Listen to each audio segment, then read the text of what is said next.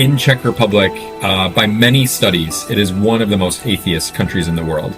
Less than 1% of the population would say that they're Jesus followers. And in a country of 10 million people, that's just around about 100,000 people in the entire country would say they're Jesus followers. And they are one of the highest percentages of people that would say that they are atheists, that they believe that there is no spiritual world, there is no God.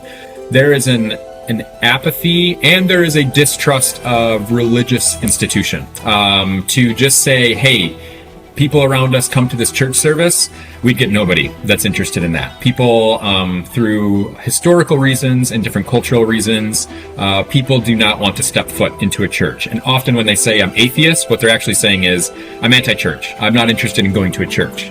But if you go on the street and you say, hey, in the story of the Bible, there's this story of Jesus. Would you want to read this story?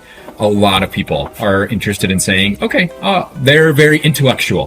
Czechs would be very proud to say that we are willing to look at any opportunity to look at anything and kind of evaluate it in its own way.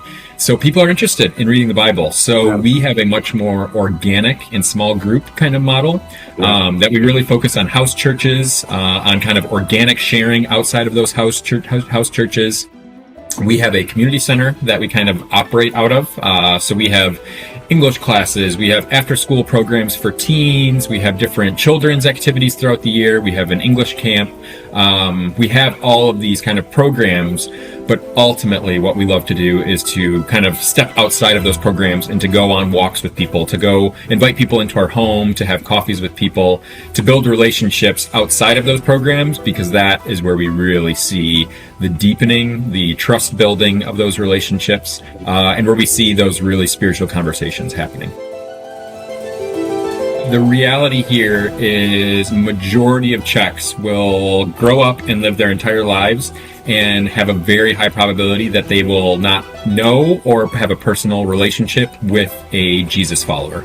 That there's just so few in the country, and oftentimes they're concentrated in different areas, that many people just don't even have the opportunity. Although they might know of the Bible, know of Christianity, they do not have the opportunity to actually meet a Jesus follower in their life. So they often don't know what that looks like, how that even works.